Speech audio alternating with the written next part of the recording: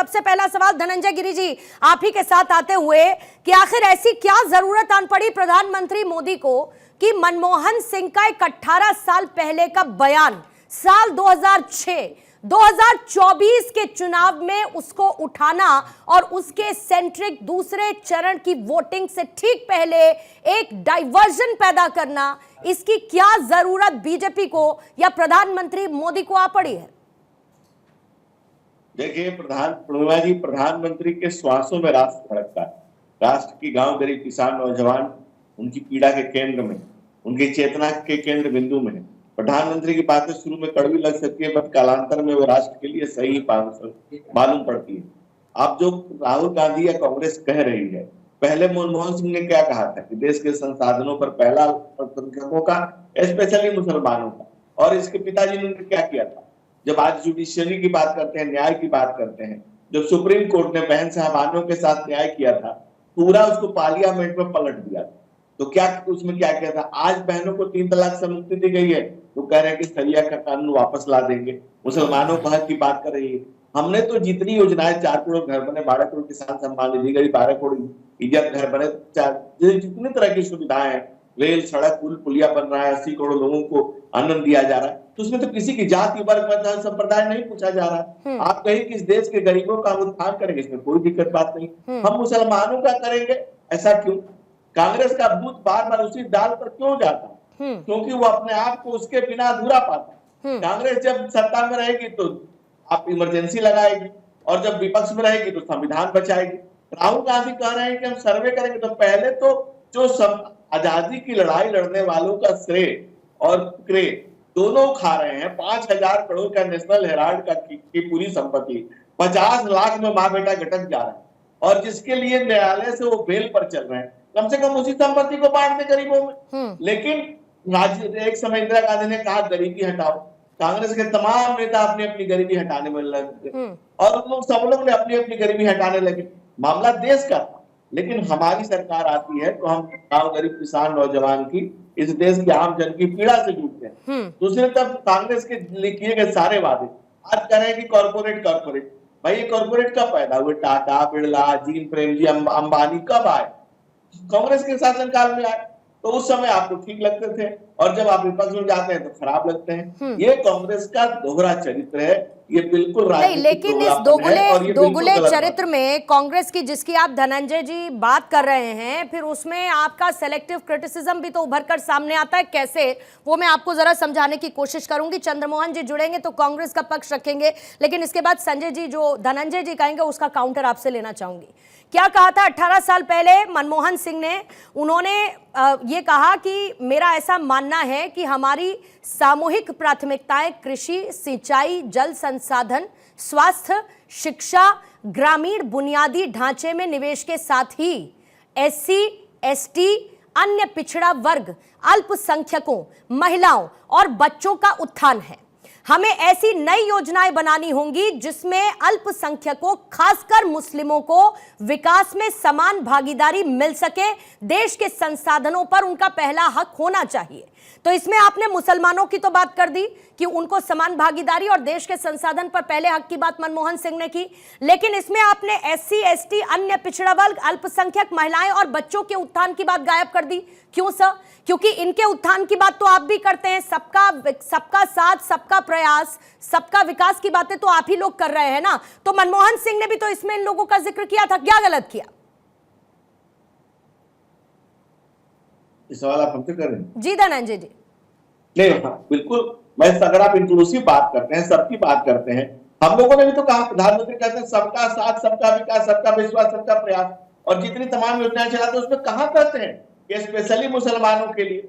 आपने सुना नहीं धनंजय जी, आपने सुना नहीं। मैंने पूरा स्टेटमेंट मनमोहन सिंह का आपको पढ़ के दिखाया। मैंने यही कहा कि ये सेलेक्टिव, आपने इसमें मुसलमान तो चुन लिया, आपने ये भी चुन लिया कि पहला अधिकार मुसलमानों का होना चाहिए, लेकिन इसमें उन्होंने SC, ST, अन्य पिछड़ा वर्ग, महिला, आदिवासी, बच्चों, इन सब का भी तो किया ना सर? ने बिल्कुल किया, लेकिन लास्ट में कहा जब सबको कह ही दिया तो स्पेशल। अच्छा, इसके अलावा आप आइए, इसके अतिरिक्त आप आइए। तेलंगाना में कांग्रेस ने मैनिफेस्टो में लिखा कि सारा कॉन्ट्रैक्ट हम मुसलमानों को देंगे। अब अभी आपने देखा भी स्टेटमेंट छपा हुआ है, और कर्नाटक में एक स्पेशल योजना लाई गई कि मुसलमानों को अगर आपको गाड़ी खरीदना है तो उस पर उनको सब्सिडी दी जाएगी। स्पेशली योजना लाई गई। अभी वहां के सिद्धारामैया का स्टेटमेंट है जो सारे अखबारों चैनलों पर आया कि मुसलमानों को उनके हक को दिला के रहेंगे। भाई रोका किसने है? 70 साल से शासन आपने किया। फिर ये स्पेशली एक घटना हो तो समझ में आए, लेकिन वो बार बार रिपीट की जाए, मैनिफेस्टो में लाई जाए, बार बार उसको कहा जाए, इसका मतलब कि कुछ न कुछ है, कुछ न कुछ उसमें है। और ये लगातार हो रहा है, लगातार किया जा रहा है। जब साहबानों के लिए को न्याय दिलाने की जगह पर पूरा सुप्रीम कोर्ट के जजेस की बेंचेस के फैसले को उलट दिया जाए तो ये पता चलता है कि ऐसा कुछ किया जा रहा है। जब ये राम मंदिर को काल्पनिक बताया जाए, जब सनातन पे हमला किया जाए, जब लगातार हमला किया जाए, ताला भी तो खुलवाया गया था सर, वो भी तुष्टीकरण की कोशिश, वो भी तो तुष्टीकरण की कोशिश थी ना। आपने शाबानो केस का जिक्र किया धनंजय जी, आपने शाबानो केस का रेफरेंस दिया और आपने ताला खुलवाने, इन दो बातों का जिक्र किया। और ये मैं भी मानती हूं कि ये बीजेपी, ये एक कांग्रेस का एक स्टेप था उस हिंदू वोट बैंक की तरफ जाने का, ताकि उस हिंदू वोट बैंक में वो जा सके। बहरहाल बाद में वो राम मंदिर का मुद्दा आपकी तरफ से हिंदुत्व के मुद्दे के साथ जोड़कर आगे आपके मैनिफेस्टो में शामिल किया गया सर। लेकिन हाँ, Faizabad court mister justice Pandey के आदेश से, जी बिल्कुल, फैजाबाद कोर्ट से आदेश हुआ था, बिल्कुल न्यायालय के आदेश से खुला था, बिल्कुल खुला था सर, कांग्रेस और भाजपा ने नहीं खोला, बिल्कुल खुला था सर। लेकिन उस वक्त कांग्रेस की सरकार थी, जैसे कि सुप्रीम कोर्ट ने आदेश दिया कि भाई राम मंदिर के निर्माण को लेकर फैसला बनवाया आपके नेतृत्व में, आपकी सरकार थी, तो आपने उसका क्रेडिट लिया। ठीक उसी तरीके से कांग्रेस ने उसका क्रेडिट लेने की कोशिश की, कांग्रेस ने उसका क्रेडिट लेने की कोशिश किया। ये कह लीजिए, इसको पलट के रख देती हूँ सर धनंजय जी, इसको पलट कर रख देती हूँ कि विपक्ष ने ये कहा कि बीजेपी ने इस मुद्दे को अपना राजनीतिक मुद्दा बना लिया है, इसको पलटकर इस तरीके से रख देते हैं। ठीक, हमने मैनिफेस्टो में लिखा, बिल्कुल सर, लेकिन साथ ही प्रधानमंत्री ने यह भी कहा कि राम मंदिर का मुद्दा कभी भी राजनीति का मुद्दा नहीं बन सकता। यह प्रधानमंत्री ने खुद कहा है सर, ये प्रधानमंत्री का खुद का स्टेटमेंट है। आती हूँ संजय जी, पुनर्निर्माण का मुद्दा। धनंजय जी बस आ रही हूँ आपके पास, मुझे थोड़ा सा समय दीजिएगा। संजय जी आपके पास आते हुए मुझे ये बताइए कि आखिर पहला अधिकार मुसलमानों का ही क्यों? और जब ये बात खुद मनमोहन सिंह ने एक समय पर की, तो आज उसको लेकर बैकफायर क्यों कर रहे हैं? इतना बौखला क्यों गई भाई कांग्रेस? उन्हीं का बयान था ना जिसका जिक्र किया।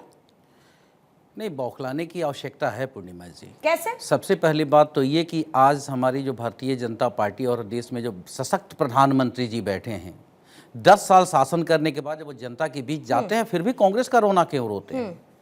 इन्हें आज बताना चाहिए था कि मैंने अपने पिछले शासन 10 सालों में मैंने देश को ये दिया है। क्यों नहीं बता रही है भारतीय जनता पार्टी? देश के प्रधानमंत्री जी को ये चाहिए था कि हमने 10 वर्षों में क्या किया है जनता के लिए, ये बताना चाहिए था। ये बताना चाहिए आज जनता के बीच इनको जाकर के किस तरह से हमने आज देश में बेरोजगारी 65% पे पहुंचा दिया है, किस तरह से महंगाई आज चरम पे है, लोग परेशान हैं। आज किसानों से लेकर जो इन्होंने कहा, धनंजय जी ने जो कहा है कि सबका साथ और सबका विकास की बात भारतीय जनता पार्टी करती है और प्रधानमंत्री जी करते हैं, बिल्कुल ठीक है। पूरा देश ने देखा है कि आपने किस तरीके से किसानों को दिल्ली में नहीं घुसने दिया, किसानों की मौत हुई लेकिन आपने फिर भी उनको दिल्ली का दर्शन नहीं करने दिया। और फिलहाल उसके बावजूद भी आप देखिए, जो महिलाएं यदि रो रही हैं, चिल्ला रही हैं, लेकिन आप उनकी बात नहीं सुन रहे हैं। आज स्थिति कहाँ है? जो आप कह रहे हैं आप वो कर नहीं। हर बार क्या होता है कि जब भी हम किसी एक मुद्दे पर चर्चा करते हैं तो उसको घुमाकर 3 से 4 चीजों पर ले आया जाता है। ये हमेशा से देखने को मिला है।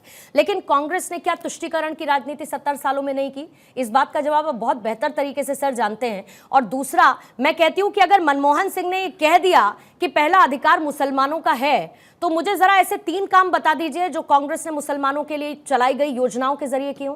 पूर्णिमा जी सिर्फ 3 बताइएगा सर। नहीं, मैं उस पे नहीं, ये सवाल नहीं, मैं ये जानना चाहती हूँ, बिल्कुल, क्योंकि अगर वो कहते हैं कि पहला अधिकार मुसलमानों का है, तो मैं ये जानना चाहती हूँ कि उनकी सरकार यूपीए के काल में कौन कौन से ऐसे काम किए जो मुस्लिम सेंट्रिक रहे और उनके लिए योजनाएं चलाई। मैं यही कहना चाह रहा हूँ कि अपने आप में एक सवाल गलत है। क्यों? किसी भी पार्टी पे यदि बीजेपी कहती है कि कांग्रेस तुष्टीकरण की राजनीति करती है और सिर्फ किस पे? मुसलमानों पे, तो आप एक देख लीजिए कि कांग्रेस मुसलमानों कहा को तो खुद तुष्टीकरण कर मनमोहन रही है। सिंह ने ना सर, मैं नहीं कह रही, मैं मनमोहन सिंह तो हूं नहीं, मनमोहन सिंह ने एक स्टेटमेंट दिया तो मतलब उनके जहन में होगा, उनकी नीति भी होगी, उनकी नियत भी होगी।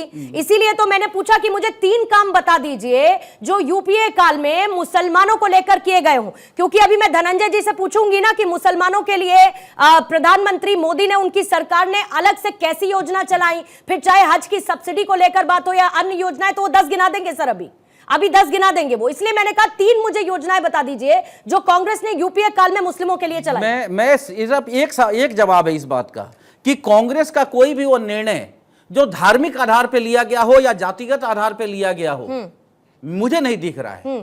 क्यों? मैं राहुल गांधी नहीं भारतीय जनता कहते पार्टी बिल्कुल नहीं किया, नहीं बिल्कुल नहीं, नहीं राजीव गांधी का वो निर्णय, राजीव गांधी का वो निर्णय गलत हो सकता है। आपके नजर में गलत या सही का निर्णय आप करते रहिए, भारतीय जनता पार्टी के नजरिए में वो गलत हो सकता है। क्या उसके बाद? लेकिन मैं ये कह रहा हूं कि इन्होंने कोई ऐसी बात नहीं की पूर्णिमा जी, जिससे तुष्टीकरण झलकता हो, कोई ऐसी बात नहीं की उसके बाद। देश के अंदर, हिंदुस्तान के अंदर कौन सा ऐसी पॉलिटिकल पार्टी होगी और कौन सा ऐसा नेता होगा जो तुष्टीकरण करेगा, वो भी मुसलमानों पे, पूरे हिंदुओं को छोड़ करके 80% की संख्या को छोड़कर कौन तुष्टीकरण करेगा? यहाँ पे सिद्धांत की लड़ाई है। सिद्धांत क्या है? भारतीय जनता पार्टी को हिंदुओं के ऊपर राजनीति करनी है, इन्हें मुसलमानों से नफरत हो सकता है, इन्हें कांग्रेस को किस पर करनी है?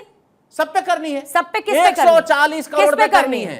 140 करोड़ पे विपक्ष राजनीति करता है पूर्णिमा जी, आप देख लीजिए। लेकिन ये क्या कहते हैं कि सपा भी तुष्टीकरण कर रही है, बसपा भी कर रही है, कांग्रेस भी कर रही है, टीएमसी भी कर रही है, यानी देश की जितनी पॉलिटिकल पार्टी है वो सिर्फ मुसलमानों की तुष्टीकरण में लगी हुई है।